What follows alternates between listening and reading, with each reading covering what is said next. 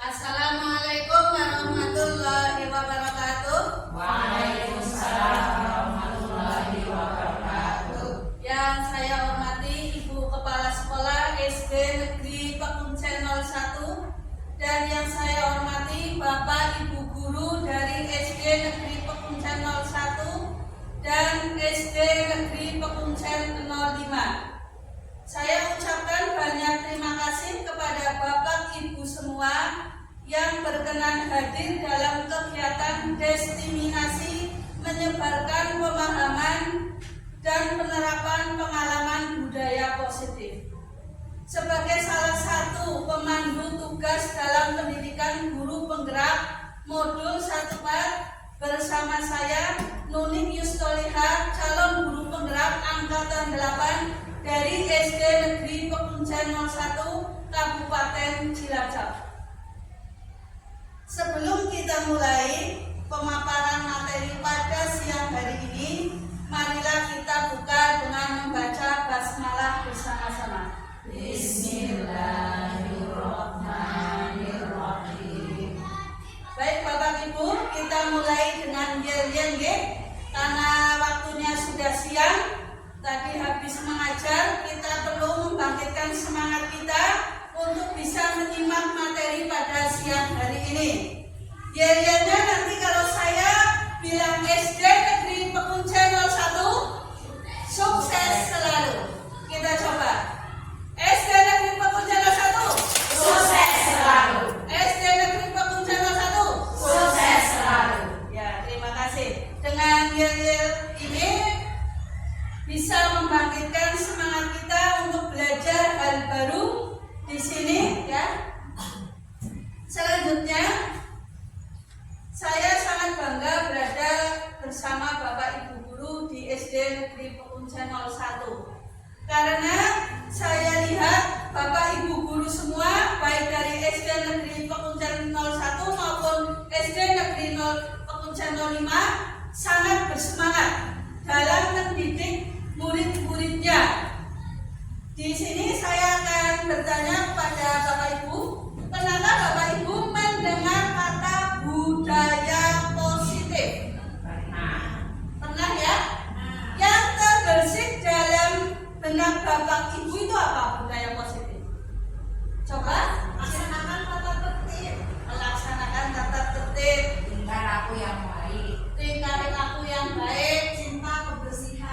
Cinta kebersihan, religius, terus cinta budaya, toleransi, nasionalisme. Sudah? Ya, terima kasih ya. Tadi itu adalah salah satu pengertian dari budaya positif. Kenapa budaya positif itu sangat penting dilaksanakan terutama di SD Negeri 01 Pekuncen ini? Karena apa? Budaya positif itu bisa menumbuhkan motivasi intrinsik. Motivasi ini khususnya dari diri siswa, bukan dari orang lain. Kita harus bisa menyebarkan budaya positif ini kepada seluruh warga sekolah. Jadi misalkan kita sebagai guru tahu budaya positif tetapi tidak disebarkan kepada anak didik kita, maka tidak akan berguna. Itu harus disebarkan kepada anak didik kita, kepada wali murid kita, kepada semua warga sekolah. Kemudian ini juga merupakan cita-cita dari Ki Hajar Dewantara. Ada yang tahu cita-cita Ki Hajar Dewantara itu apa? Ingaso Sungtolodo Tukulodore Handayani. Ya. Jadi guru itu dari cita-cita Ki Hajar Dewantara itu menuntun siswanya, menuntun siswa itu untuk mencari bakat dan minatnya. Bakat anak ini apa? Oh, anak ini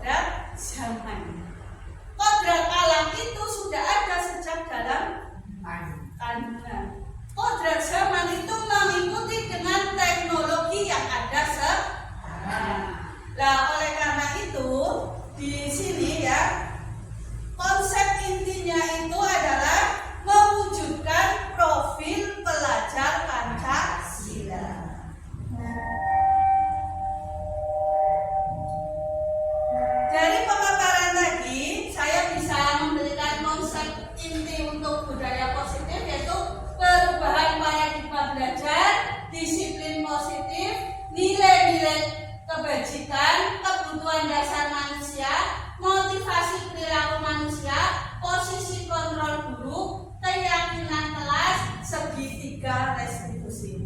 Nanti kita akan membahas satu demi satu. Yang pertama kita masuk dulu untuk perubahan paradigma belajar. Sekarang saya balik tanya kembali. Kira-kira di SD negeri yang ada di Pekuncen ini pembelajaran itu sudah berpusat kepada guru apa berpusat kepada murid? Berpusat pada murid. Berpusat pada murid. Ada yang bisa memberikan contohnya? Silakan tunjuk tangan. Pembelajaran yang berpusat kepada murid itu pembelajaran yang bagaimana? Silakan. Oh, ya terima kasih ya, monggo. Berdiri nggak apa-apa. Ya. Menurut saya pembelajaran yang berpusat pada murid itu di mana pembelajaran itu harus siswa yang terlibat aktif di dalam pembelajarannya. Nah, kemudian siswa itu juga dituntut untuk dapat memecahkan masalah, menjawab pertanyaan serta dapat merumuskan permasalahan sendiri dengan cara berdiskusi maupun menjelaskan bersama-sama di dalam kelas. Ya, terima kasih, tepuk tangan. Ya, terima kasih ya. Sudah ya semua ya pembelajarannya tertujunya kepada murid ya? Ya. Sudah ya? Ya, alhamdulillah. Memang sekarang idealnya kita sebagai guru itu menerapkan pembelajaran yang berpusat kepada murid. Pembelajaran yang berpusat kepada murid itu juga bisa dikatakan sebagai pembelajaran berdiferensiasi. Pernah mendengar istilah berdiferensiasi? Pernah ya? Prinsip pembelajaran berdiferensi ini belajar sesuai kebutuhan murid. Kita sebagai guru harus mengetahui kebutuhan murid kita itu apa. Jadi kita sebagai guru itu hanya metodenya ceramah, hanya menyampaikan dari teori-teori yang ada baik di buku siswa, buku guru, baik di LKS, hanya mentransfer saja. Tidak peduli dengan kebutuhan siswa itu apa. Siswa itu suka atau tidak suka, dipaksa saja. Kita refleksi, kita seperti itu apa tidak selama ini dalam pembelajaran. Apa kita memilih anak, misalkan hari ini pelajaran bahasa Indonesia, materinya adalah mencari kosakata. Di sini Bu Guru memberikan beberapa metode yang bisa murid pilih. Silakan memilih. Kamu mau yang mana, yang mana, yang mana. Itu seperti itu. Jadi tidak hanya kita menjelaskan kosakata itu adalah ini contohnya. Silakan kalian kerjakan. Itu tidak boleh. Itu yang namanya pembelajaran itu masih berpusat kepada guru. Kemudian kalau pembelajaran yang masih menggunakan tipe-tipe lama atau yang terpusat kepada guru, itu harus sedikit demi sedikit kita rubah. Karena perubahan itu tidak bisa instan. Tidak kayak membuat mie goreng instan langsung jadi, itu tidak bisa. Perubahan itu kita lakukan sedikit demi sedikit, bahwa kita lihat pembelajaran yang ada di dalam kelas kita harus kita rubah. Harus kita mengaktifkan anak. Ada yang bisa memberikan contoh pembelajaran yang terpusat pada siswa yang sudah dengan Bapak Ibu semua lakukan di kelas. Contohnya itu apa? Misalkan apa? Mengerjakan tugas kelompok itu bisa dengan menggunakan metode bermain atau pakai diskusi. Ya, bisa, betul. Supaya nanti siswa lebih aktif dalam pembelajaran. Ya, betul. Jadi pada waktu pembelajaran, ya, kita tidak hanya memfokuskan diri kepada guru, siswa itu maunya melihat guru, tetapi betul yang dikatakan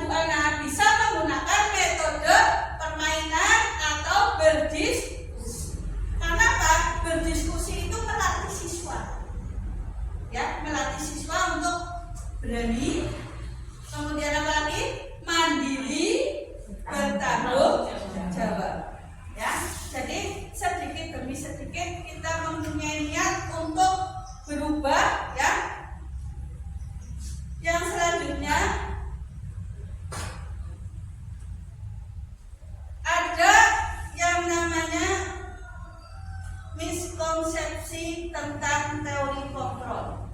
Ya, setelah kita pembelajarannya kita ubah menjadi berdiferensi, berpusat kepada anak. Yang penting lagi ini adalah miskonsepsi tentang teori kontrol. Mis itu artinya apa? Ada yang tahu? Mis? Kehilangan, ilusi ya. Kalau bahasa saya itu mis itu ilusi. Mis di sini itu ya. Mohon maaf ini kurang jelas ya tulisannya seperti itu. Kita menggunakan teori kontrol. Jadi ternyata Bapak Ibu, selama ini guru mempunyai anggapan bisa mengontrol siswa itu ternyata salah. Misalkan siswa itu berbuat suatu kesalahan, datang terlambat ke kelas. Kemudian siswa itu kita kontrol, kita nasihati. Apakah siswa itu akan berubah tidak pernah terlambat? Belum tentu. Belum tentu. Pada waktu kita hadir ada di kelas itu, guru kelasnya ada, oh ya sekarang jamnya guru kelas. Mungkin karena ada rasa takut, oh, saya takut nanti saya kena hukuman, nanti saya kena sanksi, nanti saya dipanggil orang tuanya. Maka anak tersebut akan melakukan suatu kedisiplinan dengan terpaksa. Dengan terpaksa. Maka di sini kalau misalkan contoh lagi ya, kita disuruh oleh teman kita, tolong saya dibantu untuk melaksanakan presentasi belajar. Kalau kita disuruh teman kita, dimintai tolong oleh teman kita, apakah mesti kita mau? Tidak. Ya, tidak mesti kita mau. Karena apa? Kontrol diri itu ada di mana? Ada di dalam diri kita sendiri, bukan orang lain. Ini yang masih persepsinya kadang masih salah. Ya. Contoh lagi, misalkan kita berhadapan dengan disiplin datang tepat waktu. Ibu kepala sekolah menyuruh kita untuk hadir jam 7 di sekolah. Karena kita takut dengan ibu kepala sekolah, takut mau kena omongan, takut mau kena teguran, akhirnya kita melakukan itu. Itu melakukan awalnya itu kan karena terpaksa seperti itu, takut mau kena omongan. Nah kalau suatu hari nanti ibu kepala sekolah mau izin tidak berangkat, ini akan ada kesempatan untuk apa? Berangkat siang. Nah itu tidak akan terjadi kepada kita kalau kita bisa mengontrol diri kita, ya mengontrol diri kita bahwa kedisiplinan itu hadir tepat waktu itu adalah kesadaran diri, ya kesadaran diri. Kemudian yang selanjutnya adalah penguatan positif. Penguatan positif, misalkan seperti ini. Nah, kamu harus berangkatnya asik supaya kamu bisa jadi dokter, ya. Kalau disiplin itu kan nanti akan jadi orang sukses. Ini contoh penguatan positif. Nah, kalau anak didik kita dikuatkan seperti itu di hadapan kita, pastinya anak tersebut akan nyampuk ya. Nggih Bu, nggih. Besok saya akan berangkat asik. Karena saya pengen jadi dokter. Ini penguatan positif. Karena saya pengen jadi orang kaya.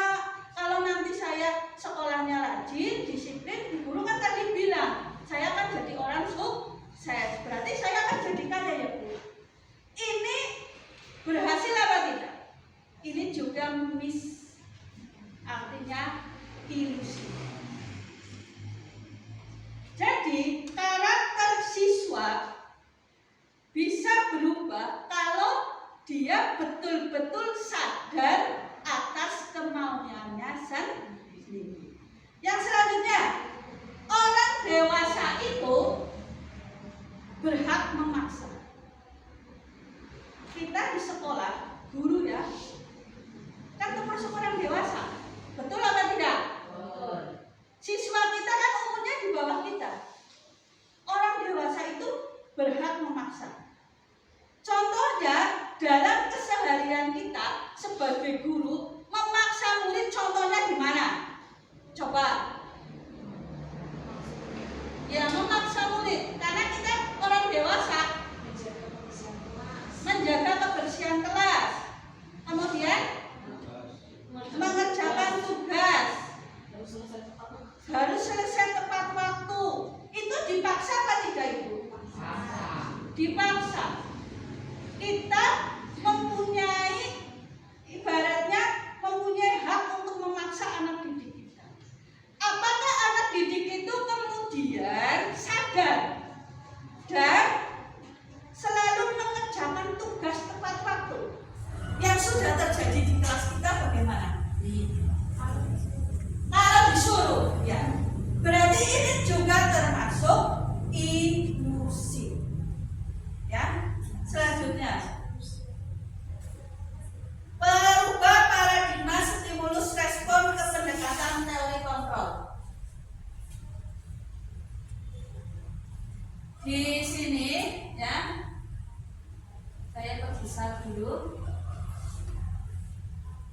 Stimulus respon tentang dunia, realitas, kebutuhan kita sama. Betul apa tidak, Bapak Ibu? Kebutuhan kita sama.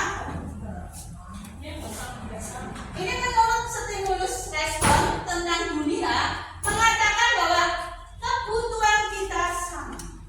Ternyata tidak. Menurut teori kontrol tentang dunia, realitas kebutuhan kita berbeda.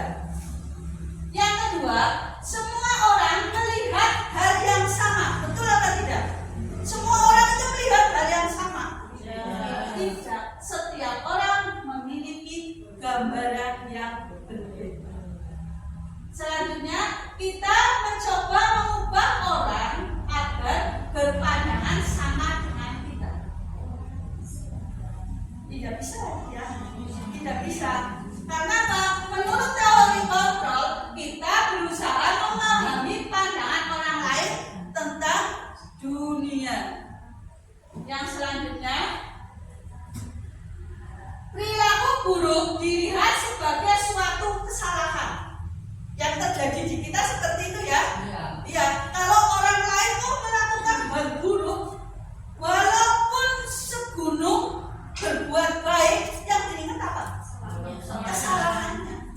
Ini harus dirubah oleh kita bahwa ya, semua perilaku itu memiliki suatu tujuan. Ada tujuannya, ada alasannya. Jangan langsung kita mengecap jelek kepada orang tersebut, tidak boleh, ya. Selanjutnya, orang lain bisa mengontrol saya, betul apa tidak? Mengontrol saya, tidak. Karena yang bisa mengontrol diri kita itu siapa? Diri sendiri. Saya bisa mengontrol orang lain. Betul apa tidak? Ya, kita tidak bisa mengontrol orang lain. Itu juga terhadap siswa-siswa kita. Kemudian, pemaksaan ada pada saat rujukan gagal. Contoh, yang bisa memberikan contoh, yang pernah mempraktekkan ini, saya yakin kita selama ini ya melakukan sesuatu yang salah. Contohnya, pemaksaan pada saat rujukan gagal. Kita sudah merayu anak tersebut, kemudian gagal, lagi paksa. Ada yang bisa memberikan contoh?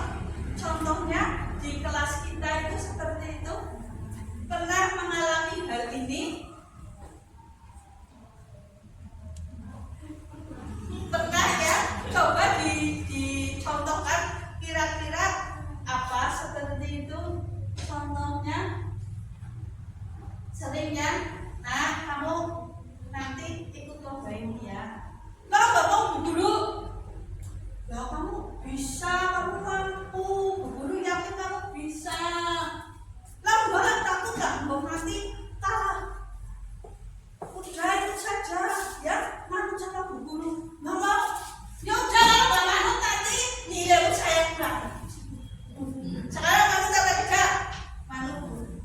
Itu sering apa tidak kita laksanakan? Sering ya. Padahal itu tidak boleh. Itu tidak boleh. Kemudian model berpikir menang atau kalah. Model berpikir menang. Jadi tidak boleh menang kalah. Contohnya dalam suatu kelas kita pembelajaran, anak disuruh mengerjakan soal matematika. Nanti yang bisa mengerjakan betul nilainya 100 berarti juara. Yang tidak bisa mengerjakan berarti kalah. Belum paham apa yang disampaikan guru. Padahal tadi guru menjelaskan sudah 10 kali loh ya. Ini harus betul semua ini nilainya.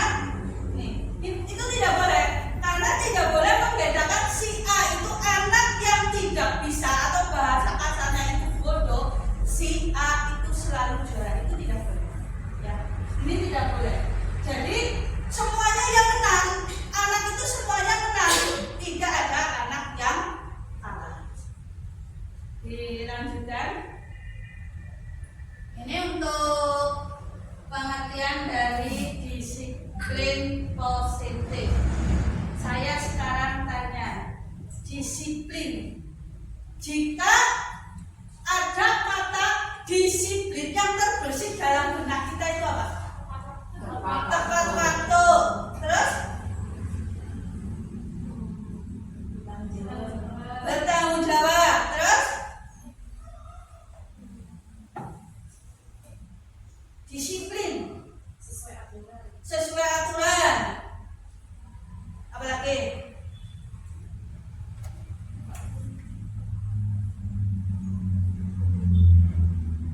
Cukup ya? Bahwa disiplin menurut benak kita itu adalah aturan atau tata tertib yang ada di kelas. Ya, misalkan berangkat jam 7, disiplin. Masuknya arahnya ke tata tertib. Pemikiran seperti itu salah. Ternyata bahwa disiplin itu adalah belajar. Belajar untuk menuju ke arah yang lebih baik. Jadi belajar.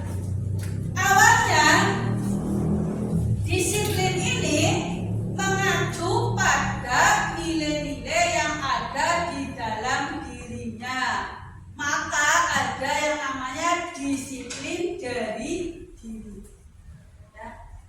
Nah, disiplin positif ini bisa mengajarkan siswa untuk tanggung jawab, menumbuhkan kesadaran diri berdasarkan nilai-nilai kebajikan, mengarahkan murid menuju disiplin yang mengarah pada kontrol tindakan, mengarahkan murid memahami dan menyadari disiplin berdasarkan motivasi internal, bukan karena paksaan dan ribet atau hukuman.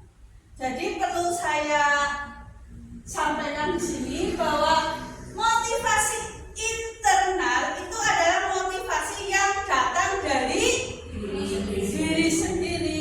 Kalau motivasi eksternal itu motivasi yang datang dari orang lain. Orang lain itu termasuk kita sebagai guru. Betul apa tidak? Selama ini kita kembali ke diri kita saja. Kita disiplin itu dari diri kita sendiri atau karena taat aturan tata tertib di sekolah. Dua-duanya. Kenapa Pak Bowo kok bisa dua-duanya? Sudah menjadi pekerjaan kita sebagai seorang guru, tapi kita harus mendapatkan untuk melengkapinya. Tentu karena adanya aturan untuk mengkondisikan agar bisa terlaksananya itu memajukan atau mungkin bisa lebih meningkatkan sebuah kualitas. Ya betul, tepuk tangan untuk Pak Bowo. Ya. Terima kasih, tepat sekali apa yang disampaikan oleh Pak Bowo bahwa disiplin itu ya taat aturan tetapi juga hadir dalam diri sendiri.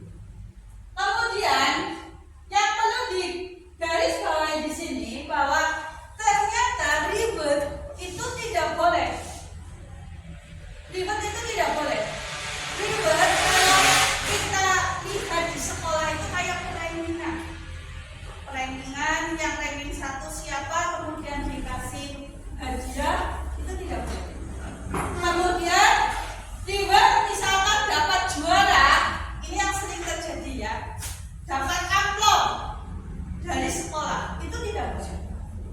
Kenapa kok sekarang reward itu tidak boleh, prankingan itu tidak boleh? Ternyata dengan adanya reward, maka anak itu akan berpikirnya seperti ini. Nanti kalau saya menang, saya dapat juara 1, saya akan mendapatkan hadiah. Tujuannya akan melancang, tidak kepada asli bahwa saya mempunyai kemampuan, dan kemampuan itu akan saya buktikan. Saya tidak akan melihat di luar. Dan kalau di suatu kelas kok terjadi ibaratnya ada sebuah hadiah, ada sebuah reward, anak itu kadang-kadang motivasi belajarnya akan berbeda. Saya akan rajin belajar lah, biar nanti saya ranking 1, biar nanti saya dapat hadiah, dapat reward. Itu tidak boleh. Kemudian hukuman sekarang itu seimbang dengan reward. Kalau anak itu dikasih suatu reward oleh kita, maka kita sama saja memberikan sesuatu yang arahnya itu, kalau tidak ada reward, buat apa saya pintar? Kalau tidak ada reward, buat apa saya juara? Itu arahnya seperti itu. Oleh karena itu, kita coba untuk sekarang itu semuanya ke arah siswa, bahwa semua siswa itu mempunyai kemampuan, ya, mempunyai kemampuan antara satu siswa dengan siswa yang lain berbeda. Karena ini akan ibaratnya itu terbersih dalam waktu yang lama atau bisa seumur hidup. Contohnya, kenapa hal ini jadi tidak boleh? Kalau ada di suatu kelas, kemudian kita menunjuk, Mbak, silakan maju. Ini adalah juara kelas kita, siswa yang paling berprestasi di bidang olahraga. Kita pernah merasakan apa tidak untuk yang lain? Apalagi kalau kita sistemnya ranking. Kita pernah berpikir apa tidak, anak yang ranking terakhir itu kira-kira kalau pulang sekolah itu kemudian pemikirannya bagaimana? Bisa dimarahi orang tua, kemudian anak itu menjadi semakin berkecil hati. Saya kok sudah belajar kok tidak bisa ya, itulah. Dan anaknya sudah cantik, pintar, saya sudah badannya hitam seperti ini, nilainya paling rendah. Jadi pemikiran, pemahaman yang seperti ini itu yang harus kita rubah. Ya, nah ini bisa dirubah dari kelas kita dulu. Dari kelas kita dulu, kemudian baru nanti satu sekolah, baru nanti merembet yang lain. Itu seperti itu. Yang selanjutnya, nilai-nilai kebajikan universal. Saya mempelajari ilmu ini baru di guru penggerak. Pada pembelajaran atau ilmu-ilmu yang saya dapatkan dulu selama saya mengikuti BINTEK, mengikuti misalkan kurikulum 13 dan kurikulum yang gonta-ganti seperti itu, ilmu ini saya dapatkan di guru penggerak. Jadi nilai-nilai kebajikan universal ini adalah nilai-nilai kebajikan yang sifat-sifat positif manusia. Ya, ini tujuan mulia yang ingin dicapai setiap individu. Contohnya, nilai-nilai kebajikan universal itu ada keadilan, tanggung jawab, kejujuran, bersyukur, lurus hati, berprinsip, integritas, kasih sayang, toleransi, kejujuran, percaya, rajin. Bagus semuanya ya nilai-nilainya ya. Nilai-nilainya sangat bagus. Dan nilai-nilai kebajikan ini itu dikaitkan dengan kebutuhan dasar manusia. Kebutuhan dasar manusia adalah segala sesuatu yang kita lakukan untuk mendapatkan apa yang kita inginkan. Seluruh tindakan yang kita lakukan memiliki tujuan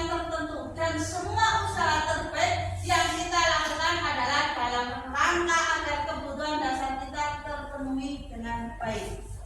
Ini ada kebutuhan dasar manusia. Yang pertama, kebutuhan untuk bertahan hidup. Betul atau tidak? Kemudian yang kedua, cinta dan kasih sayang. Kita butuh cinta atau tidak sih dalam hidup ini? Butuh sekali ya. Butuh kasih sayang apa tidak sih?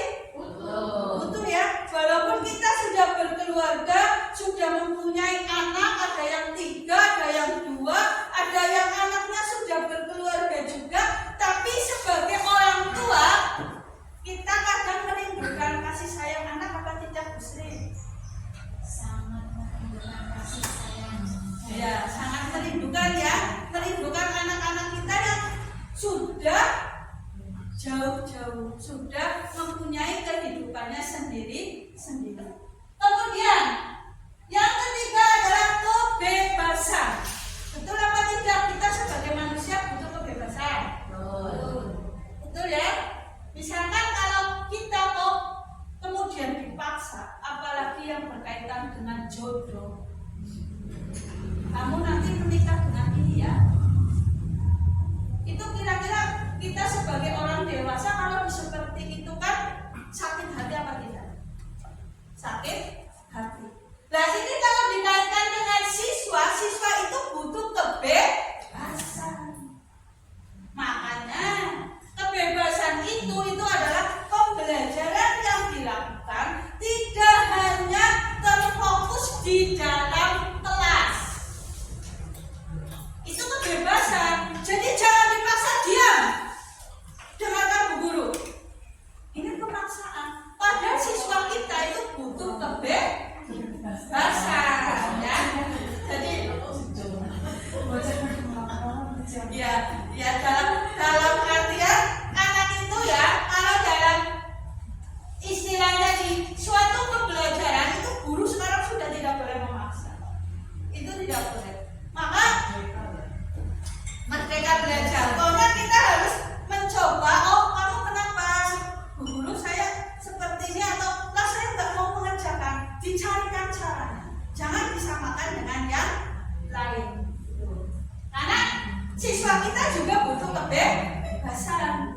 Tetapi kebebasan itu tetap dikontrol. Itu seperti itu. Yang selanjutnya, kesenangan. Kita butuh kesenangan? Siswa kita butuh kesenangan? Ya, kesenangan. Karena apa? Kalau kita merasa senang, apa yang kita lakukan itu tidak akan beban. Ya, saya menyadari sekali karena saya sedang pendidikan guru penggerak. Ya, saya selalu dimotivasi oleh fasilitator saya adalah hidup bahagia. Jangan lupa bahagia. Jangan lupa bahagia. Itu selalu seperti itu. Itu menjadi apa? Pemicu saya, semangat saya. Jangan lupa bahagia. Iya ya. Kalau saya kemudian memikirkan tugas terus, memikirkan anak didik terus, tidak bahagia. Nah kalau gurunya bahagia, nanti masuk ke dalam suatu kelas, maka kelas itu juga akan bahagia. Kalau siswa kita bahagia, kira-kira kalau menerima pembelajaran kita bagaimana? Cepat mudeng ya? Iya, cepat mudeng. Oke, jadi kita ini adalah kebutuhan dasar yang keempat, itu adalah kesenangan. Yang selanjutnya, kebutuhan dasar manusia yang terakhir adalah kekuasaan. Betul apa tidak? Siswa juga butuh kekuasaan apa tidak? Butuh. Contoh kekuasaan siswa itu apa? Misalnya dalam kelas, aku misalnya jadi ketua kelas ya, dan lebih pantas jadi ketua daripada temanku. Ya betul. Tepuk tangan.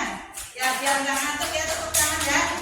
Yang lain, kekuasaan. Contoh yang di dalam kelas itu murid kita, oh butuh kekuasaan. Kekuasaan itu berkaitan dengan apa? Kekuasaan. Jangan gambarannya ada guru, kemudian kepala sekolah. Kalau di siswa kita, kekuasaan itu adalah paling tidak saya dihargai, saya dipanggil oleh guru itu. Jangan hanya Mbak yang nilainya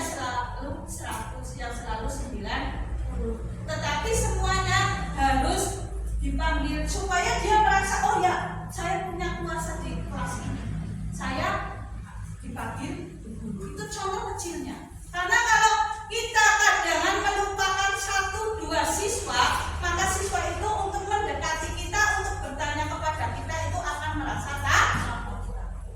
Ya. Kita lihat dulu ya, biar tidak ngantuk. Ya Pak Bowo. SD Fakultas 1. Sukses selalu. SD Teknik Fakultas 1. Sukses selalu. Ya, terima kasih. Kita lanjutkan lagi. Di sini ada motivasi perilaku manusia. Jadi manusia itu motivasinya itu salah satunya untuk menghindari ketidaknyamanan atau hukuman. Ini terkait dengan mendapatkan imbalan atau penghargaan dari orang lain. Ya, kita harus betul-betul ini memahami ini motivasi perilaku manusia ini. Menghindari ketidaknyamanan atau hukuman. Misalkan saya datang jam 7, saya takut nanti kena tegur kepala sekolah. Anak mengerjakan tugas walaupun tugas itu dikerjakan oleh orang tuanya karena takut nanti dimarahi oleh gurunya. Kemudian anak itu piket takut nanti ditegur gurunya. Ini motivasinya untuk menghindari ketidaknyamanan atau hukuman. Ini betul apa tidak yang selama ini kita alami? Betul ya? Untuk mendapatkan imbalan atau penghargaan dari orang lain. Jadi ini yang harus kita hapus lagi adalah bahwa tujuan kita melakukan sesuatu itu karena ingin ada imbalannya, ingin ada penghargaannya. Ya, kita menyadari betul-betul sebagai orang dewasa saja kita, kalau kita ibaratnya dibanggakan oleh teman kita, ibaratnya itu kita langsung sayang ya. Wah, siapa? Saya ya seperti itu. Ini. Kemudian memimpikan suatu penghargaan. Kita sebagai guru ya kepengen mendapatkan reward dari sekolah, karena sekolah itu mempunyai motivasi seperti ini. Yang datang disiplin tepat waktu jam 7:kurang 1/4 nanti akan saya beri reward. Ini sering terjadi juga. Atau misalkan di suatu event ada guru yang terdisiplin. Saya pernah mengalami seperti itu. Guru yang paling disiplin, guru yang paling tanggung jawab, wali kelas yang paling favorit itu ada. Saya pernah mengalami seperti itu. Padahal seperti penghargaan, kemudian imbalan itu tidak boleh. Karena kedepannya nanti anak itu akan rusak dari segi apa? Karakter. Yang selanjutnya, ini yang bagus. Untuk menjadi orang yang mereka inginkan dan menghargai diri sendiri dengan nilai-nilai yang mereka percaya. Jadi apa yang mereka lakukan itu dalam dirinya sendiri, bukan dari pengaruh orang lain. Tadi apa yang disampaikan oleh Pak Bowo betul bahwa disiplin itu ya dari dirinya sendiri, bukan dari orang lain. Pembelajaran di kelas bagus, ya itu dari dirinya sendiri, bukan dari pemantauan kepala sekolah. Kemudian yang selanjutnya ini ya, jadi kita mendasari lagi bahwa hindari hukuman dan pemberian reward berlebih agar tidak timbul motivasi eksternal. Motivasi eksternal itu adalah motivasi yang datangnya dari luar diri kita. Kalau motivasi internal tadi motivasi yang bagaimana? Dari diri kita. Ya, jadi motivasi eksternal ini diusahakan jangan timbul di anak didik kita. Nanti kalau ada reward, oh ya, nanti saya dikasih hadiah sama Bu Siti. Nanti saya datangnya tepat waktu supaya dapat hadiah. Yang selanjutnya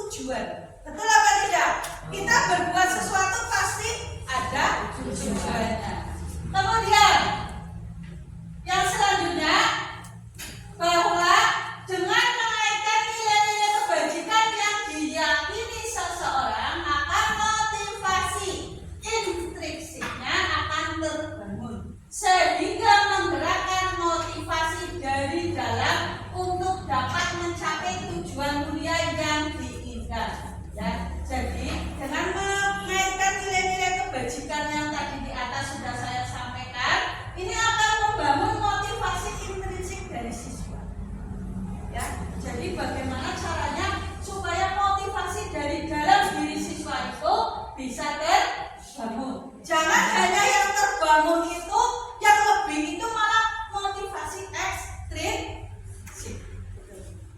Selanjutnya, posisi kontrol guru. Di sini, di posisi kontrol guru itu ada yang sebagai pendukung, ada pembuat merasa bersalah, ada teman, ada pemantau, ada manajer.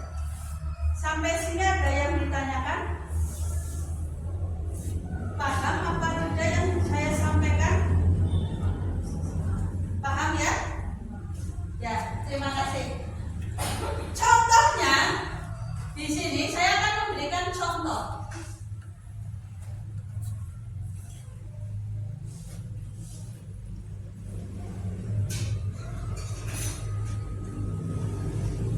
Baca Bapak Ibu.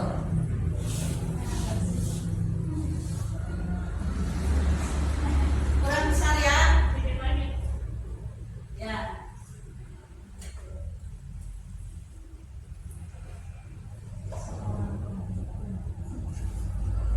Ini penghukum. Seorang penghukum bisa menggunakan hukuman fisik maupun verbal. Verbal itu maksudnya kata-kata. Orang-orang yang menjalankan posisi penghukum senantiasa mengatakan bahwa sekolah memerlukan sistem atau alat yang dapat lebih menekan murid-murid lebih dalam lagi. Guru-guru yang menerapkan posisi penghukum akan berkata, patuhi aturan saja, saya atau awas. Kamu selalu saja salah. Selalu, pasti selalu yang terakhir selesai. Guru seperti ini senantiasa percaya bahwa hanya ada satu cara agar pembelajaran bisa berhasil, yaitu cara dia. Penghukum, nada suaranya tinggi. Bahasa tubuh, mata itu melotot.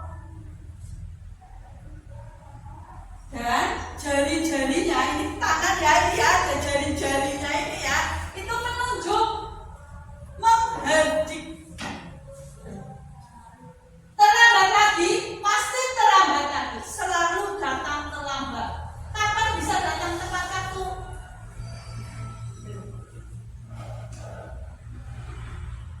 Ini kita suruh bertanya ya ke kita sendiri. Ya. Bagaimana kalau perasaan murid bila guru berbicara seperti itu pada saat muridnya datang terlambat?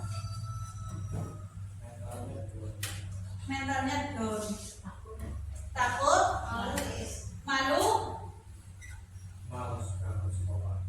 males berangkat sekolah. Ya.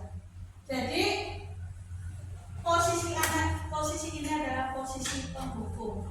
Yang selanjutnya, pembuat merasa bersalah. Pada posisi ini biasanya guru akan bersuara lebih lembut. Pembuat merasa bersalah akan menggunakan keheningan yang membuat orang lain merasa tidak nyaman, bersalah, atau rendah diri. Kata-kata yang keluar dengan lembut akan seperti ini. Contohnya, Ibu sangat kecewa sekali dengan kamu. Berapa kali Bapak harus memberitahu kamu? Gimana coba? Kalau orang tua kamu tahu kamu berbuat. Di posisi ini, murid akan memiliki penilaian diri yang buruk tentang diri mereka. Murid merasa tidak berharga dan telah mengecewakan orang-orang yang disayanginya. Hasilnya, murid akan merasa bersalah. Bersalah telah mengecewakan ibu atau bapak gurunya.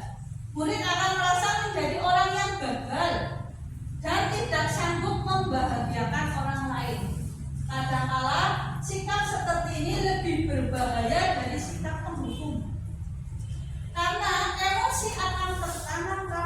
di dalam. Murid menahan perasaan, tidak seperti murid dalam dengan guru penghukum. Gimana murid bisa melupakan marahnya walaupun dengan cara negatif? Murid tertekan seperti inilah yang tiba-tiba bisa meletus amarahnya dan bisa menyakiti diri sendiri atau orang lain. Yang selanjutnya, posisi guru sebagai teman.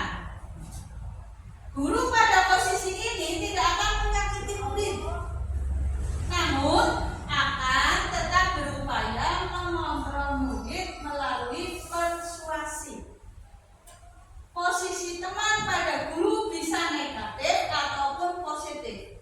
Positif di sini berupa hubungan baik yang terjalin antara guru dan murid. Guru di posisi teman menggunakan hubungan baik dan humor untuk mempengaruhi seseorang. Mereka akan berkata, ayo bantulah demi Bapak ya. Ayo ingat bantuan Bapak selama ini. Ya sudah, kali ini tidak apa-apa. Nanti Ibu bantu bereskan.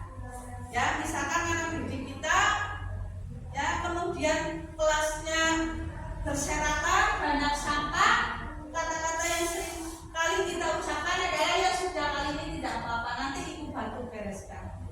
Hal negatif dari posisi teman ini apa?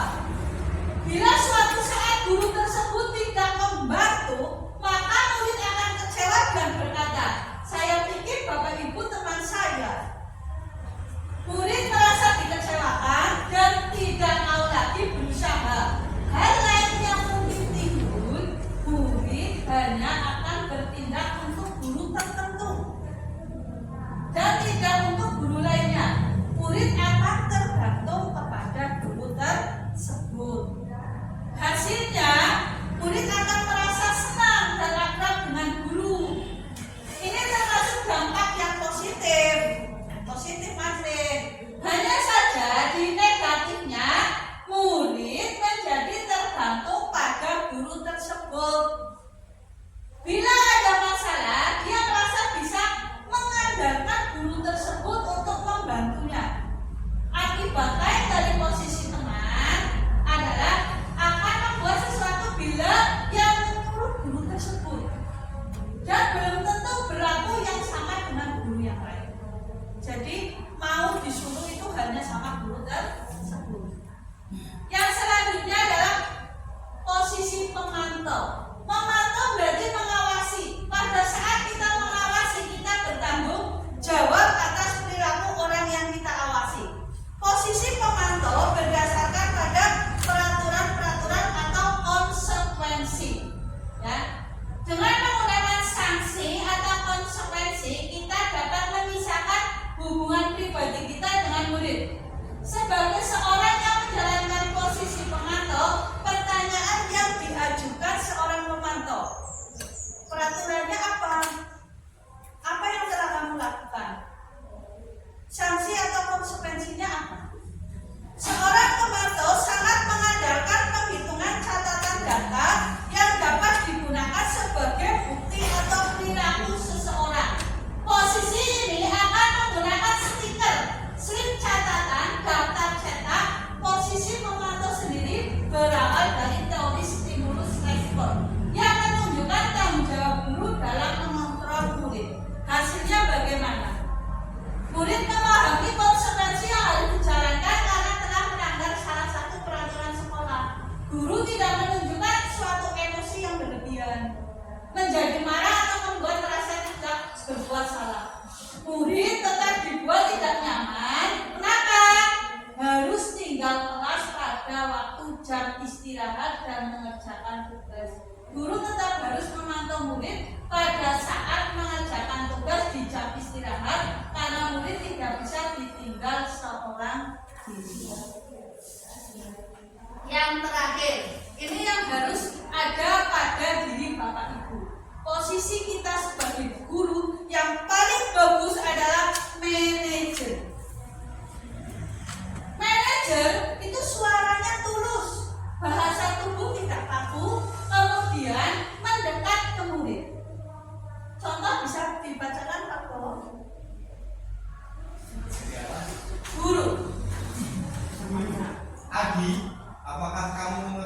jam berapa sekolah dimulai? Tahu Pak, jam 7.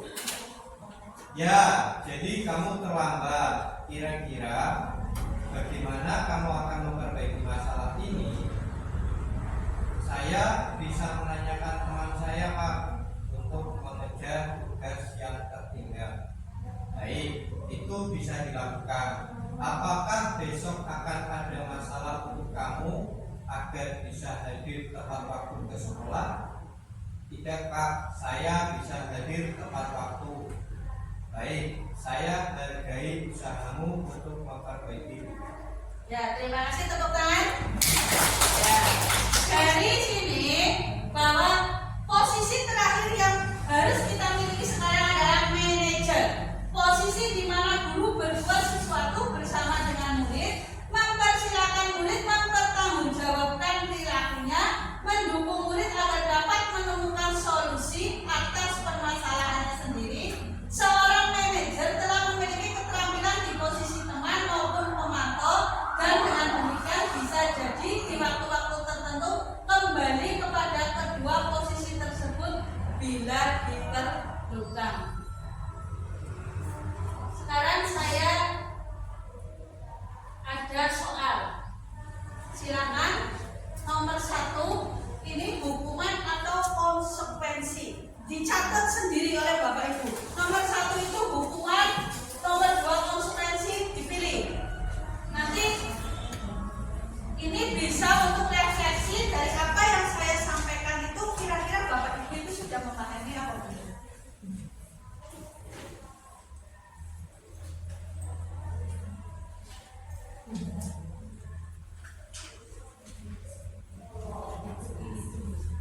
Ya, mencatat 100 kali di dalam buku kalimat, saya tidak akan terlambat lagi karena terlambat ke sekolah.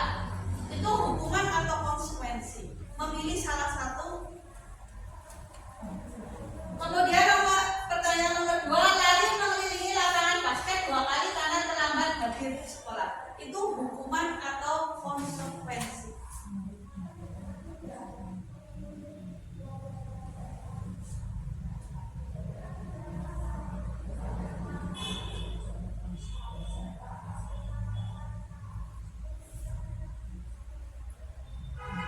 Sambil saya sebut ke bawah ya.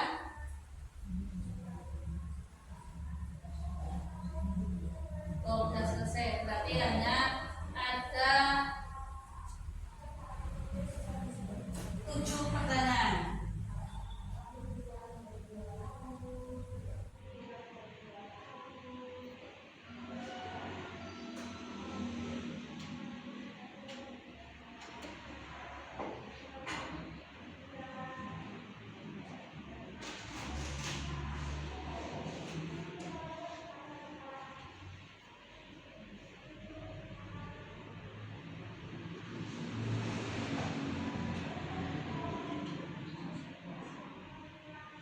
Sudah nggih? Coba kita lihat jawabannya. Untuk nomor 1 hukuman, 2 hukuman, 3 hukuman, 4 konsekuensi, 5 konsekuensi, 6 hukuman, 7 konsekuensi. Ya, oke, tepuk tangan. Ya. Terima kasih, berarti Bapak Ibu sudah paham dengan apa yang saya sampaikan. Ya, ini tadi posisi seorang guru sebagai manajer, sudah saya jelaskan. Yang selanjutnya adalah segitiga restitusi dalam penyelesaian masalah. Tujuannya adalah menghasilkan murid mandiri dan bertanggung jawab. Segitiga restitusi ini yang pertama adalah menstabilkan identitas, yang kedua validasi tindakan yang salah, yang ketiga menanyakan keyakinan. Untuk segitiga restitusi itu sebenarnya saya sudah membuat demonstrasi kontekstual kemarin bersama anak kelas 5. Saya sudah memvideo dari 1, 2, 3 ya. Yang terakhir kita akan mencoba masuk ke keyakinan kelas atau sekolah. Ini harus ada Bapak Ibu di setiap kelas, keyakinan atau tugas besar. Ya, keyakinan kelas atau sekolah berupa pernyataan universal yang mudah dipahami, dimengerti, dan harus dilaksanakan. Ini sesuai kesepakatan anak. Jadi, ya, kayak kesepakatan kelas. Betul, kayak kesepakatan kelas. Ini menggunakan Kontrak belajar sama. kontrak belajar sama. Itu bahasanya tinggal kita rubah menjadi keyakinan kelas. Perubahan cara berpikir kita mengutamakan kebutuhan murid, harus berdiskusi dengan murid agar tercapai sebuah kesepakatan yang berpihak kepada murid. Jadi nanti kita berdiskusi dengan siswa kita. Contoh peraturan saat belajar di kelas. Memperhatikan guru saat menyampaikan materi pelajaran. Dilarang bersuara keras atau membuat gaduh di kelas. Siswa harus meminta izin guru jika ingin meninggalkan kelas. Mengerjakan tugas yang diberikan guru. Siswa masuk ke ruang kelas tepat waktu. Siswa dilarang tidur di kelas selama jam pembelajaran. Siswa boleh bertanya jika ada materi yang kurang dipahami. Siswa menggunakan atribut lengkap. Selalu menjaga kebersihan ruangan kelas. Siswa harus bersikap sopan santun terhadap guru. Ini contohnya. Contoh kesepakatan kelas dan keyakinan kelas. Ya. Kemudian untuk rencana implementasi langkah konkret ke depan, wali kelas bersama kelas perwakilan menyusun bersama tentang kesepakatan kelas, ya Bapak Ibu. Nanti kemudian menempel di ruang kelas. Kemudian melakukan pemantauan dengan kolaborasi dengan rekan sejawat, bisa dengan guru kelas yang lain. Kemudian refleksinya ini dilaksanakan selama 2 minggu sekali. Terima kasih, salam dan bahagia. Untuk materi ini mari kita hapus bersama-sama. Demikian yang bisa saya sampaikan pada kesempatan kali ini. Mudah-mudahan apa yang saya sampaikan bisa bermanfaat sama Bapak Ibu untuk terus menjadi guru yang menjadi penuntun murid-murid kita. Kurang lebihnya mohon maaf. Saya akhiri. Wassalamualaikum warahmatullahi wabarakatuh.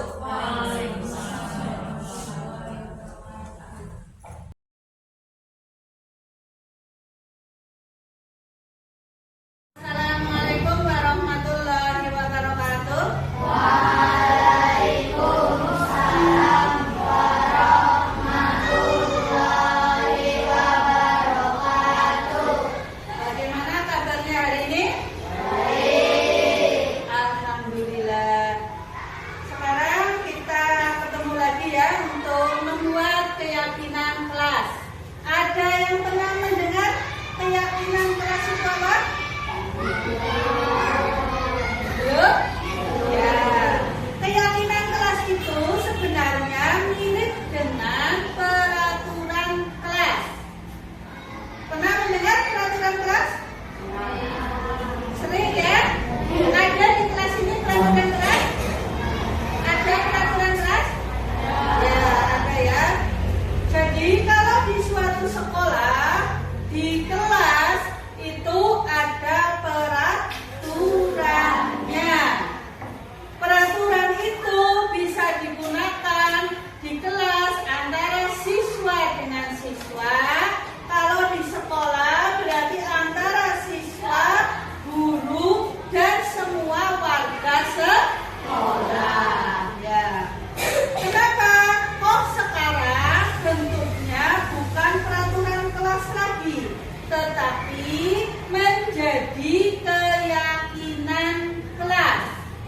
Karena kita mematuhi sesuatu itu didasarkan dari keyakinan dari diri kita. Jadi kalau kita yakin berarti kita melaksanakan. Ada yang tahu contohnya kalau dalam suatu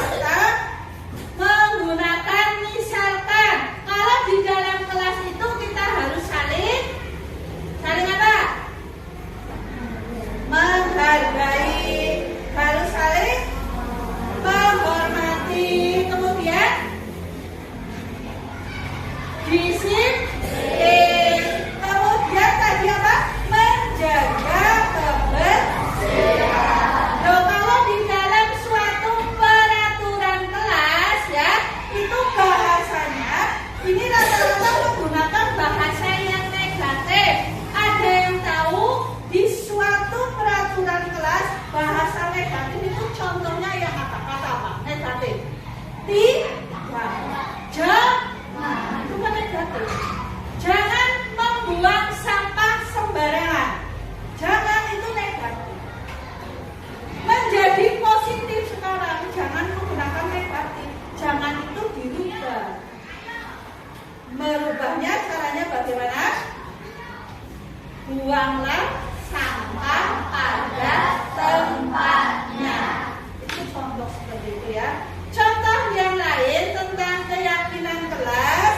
Ini misalkan pada waktu ulangan tidak boleh mencontek. Ya kan, di aturan kelas seperti itu. Dirubah menjadi kata-katanya itu positif. Menjadi apa?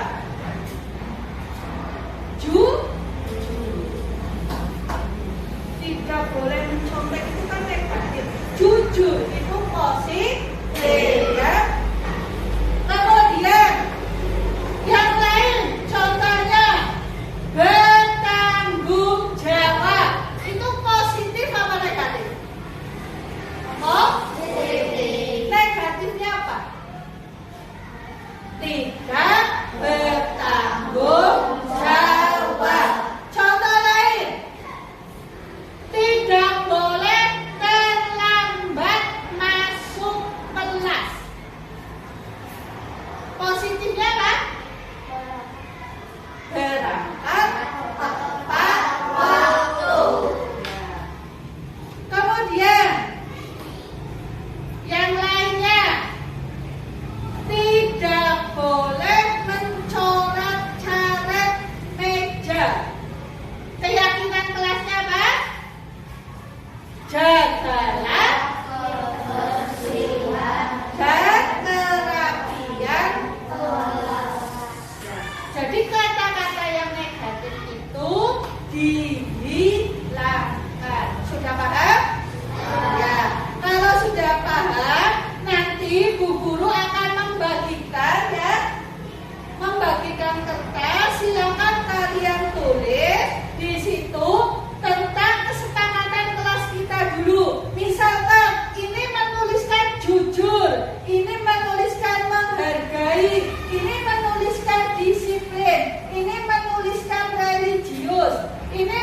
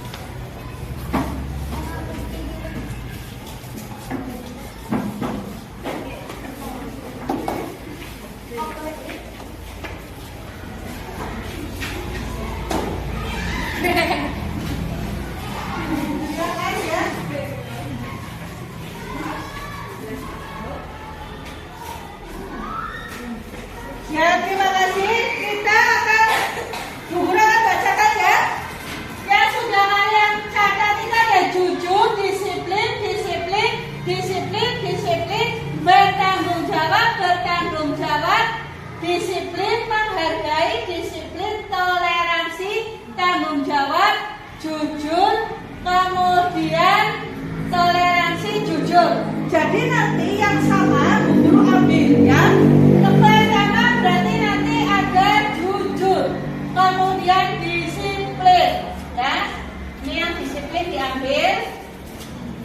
Kemudian ada bertanggung jawab. Kemudian ada toleransi. Ya. Kemudian ada menghargai. Ya.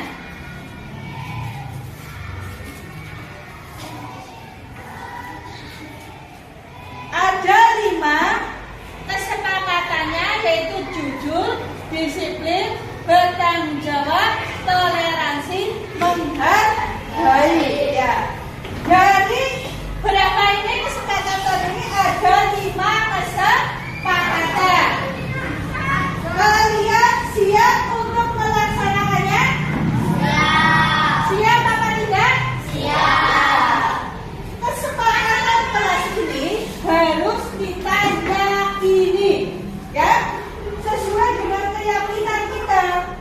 Apa yang sudah kamu tulis di keyakinan kelas ini harus kamu jalani.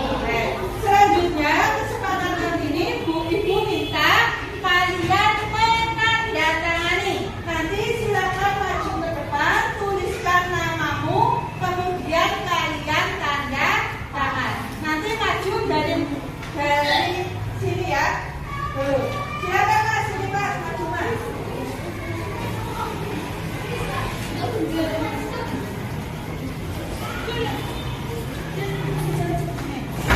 Tuliskan nama, kemudian tanda tangan.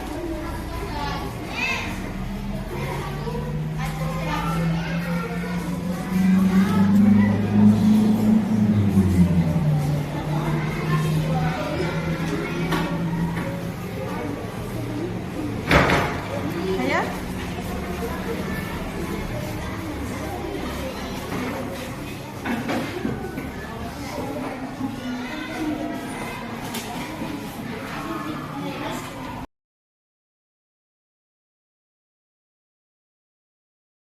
Assalamualaikum warahmatullahi wabarakatuh. Perkenalkan, nama saya Siva Ramadhani. Saya senang sekali pembuatan keyakinan kelas sangat penting karena dapat membuat kita disiplin, menghargai dan menghargai orang lain. Wassalamualaikum warahmatullahi wabarakatuh. Assalamualaikum warahmatullahi wabarakatuh.